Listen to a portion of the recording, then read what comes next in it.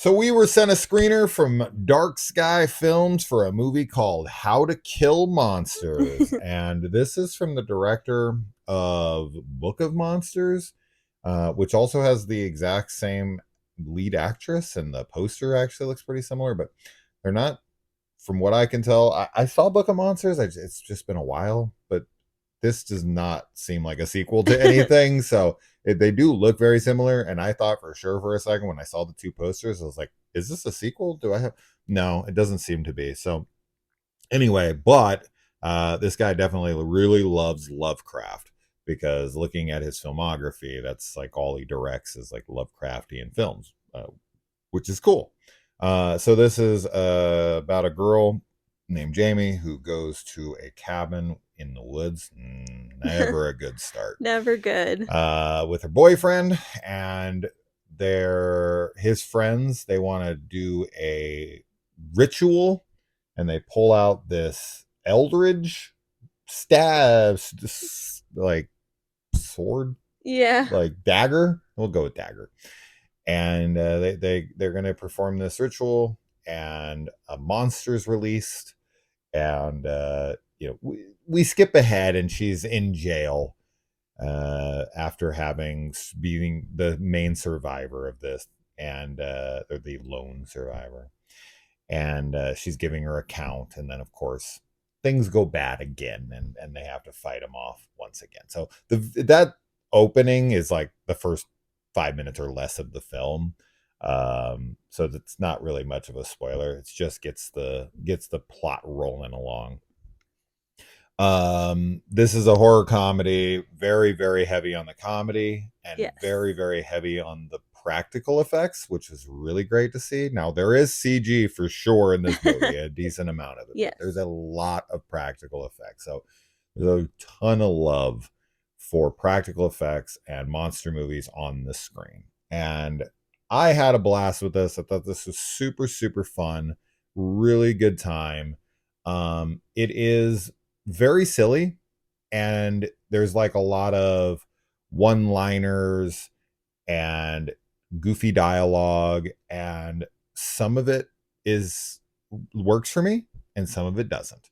And there was more hits than misses, and at the end of it, I found myself having a really it was a very enjoyable watch for Yeah. me.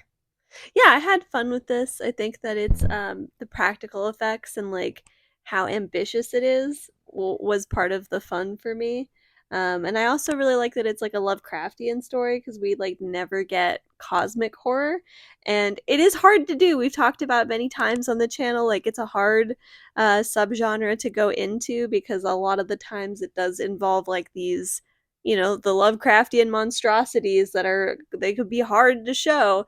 But I really like what they did with this, and it was kind of reminding me, like the practical effects were reminding me of Little Shop of Horrors. Like there's one creature in this that reminded me of Seymour, or sorry, not Seymour, Audrey too. Yeah. Yeah. Yeah. I, you know, while we were watching this, I was definitely thinking about Stephen Kostansky.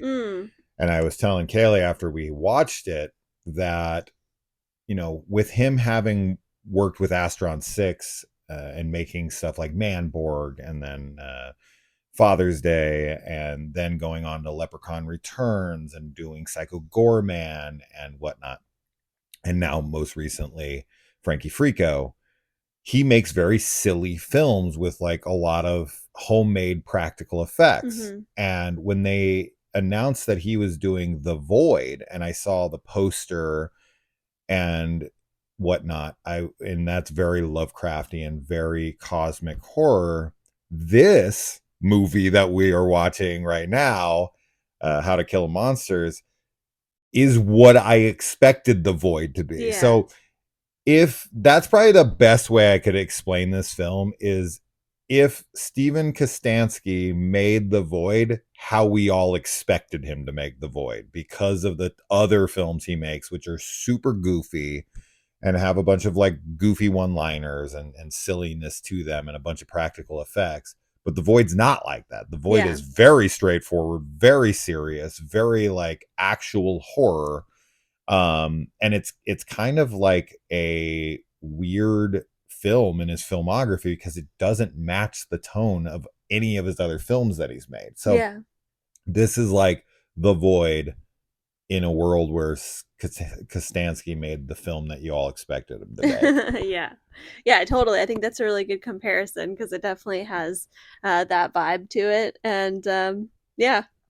Yeah, the characters are all, you know, caricatures Yeah, and they're very goofy, fun and silly. and that's gonna work or not work for Mhm. you, right? I think that's probably gonna be the main selling point or the main deterrent from this film is if that humor, if these characters are too goofy for you, Yeah. if you're not really vibing with the humor. But man, there's a lot of as I said, there's a lot of practical monsters and there's a lot of kills and there's a lot of on-screen mayhem. Mhm. And for the budget that they have, because you can tell this is pretty low budget, I thought that this was remarkable for what they were able to achieve on what seems to be such a small budget. Now, it's possible they took a budget that they had and put most of it towards the practicals. Yeah. Great choice, Yes, right? definitely. So for me, I always talk about this. It's like set aside a major part of the budget Yeah. for this kind of stuff and you're going to win your audience over, right? Like if you would have put more money into, you know, better cameras and better this and that, and then you took out the practicals, Mm. right, and substituted them with like either cutaways or bad CG, you would lose your audience. So for Yeah. me, I think you put the money in the right places. And you know, some people have all the money in the world, right? They get these $200 million blockbusters and they can put anything on screen they want. And it's like a kid in a candy shop. But movies like this, where you're balancing a budget, I think it's very smart and wise to understand your audience and understand your love for the craft and really like hone in and focus on the areas that truly matter, and that's ultimately what won me over. But I do quite like these characters. I don't love them. I do find, especially like the last act, because there's a twist in this that I did not see Oh coming. yeah, neither did I. It's And a good then twist. I you know, we get into the third act of the movie and we go a little more action Mhm. oriented, and I actually thought that was a tiny bit of a misstep because I found that to be not as fun, Mm. because I don't think that they had the capabilities to shoot that stuff in the way that they wanted. But Mm. regardless, I still think it's a good time. But the third act, it has fun. It just, I don't know. It's a little lackluster compared to the rest of the film, but not a major downgrade or anything. I still think it sticks the landing. It's just kind of a shaky one, but it's a super fun film, Yeah. for what it is. And I'm super glad this got sent to me because when we accept screeners, most of the time we go in blind and Yeah. sometimes we throw them on and we're like 5 minutes in and it's like we look at each other like, oh boy, no way, I'm not sitting through this. And when this came on the first 5 minutes, I was like, whoa, this is cool, what's this? You know, Yeah. I actually threw this on without Kaylee for a few minutes and was like, oh no, I'm waiting, Yeah. I'm because I glad just you could did. tell within a minute or two I was like, no, this is going to be fun. Yeah, I'm glad you did because this was definitely one that I enjoyed watching. Yeah, good stuff. I think I kind of agree with what you're saying about the ending. But at the same time, I also feel like they are very aware of like the type of film that they're making because there is like this um it's not I mean it has parody, like it's comedy. I just mean like the things that aren't like as far as like the action goes or like whatever, like the things that maybe aren't as like cool, like it's kind of Self-aware. intentionally like yeah, intentionally like B budget, like B movie. Well, there's a Um meta-ness to the movie, and there's yeah. something that happens in the first 5 minutes of the movie, after she gets Yeah. arrested, That that was great. it doesn't really get brought up again. No, but it's cool. But it's a meta-ness to the film, Yeah.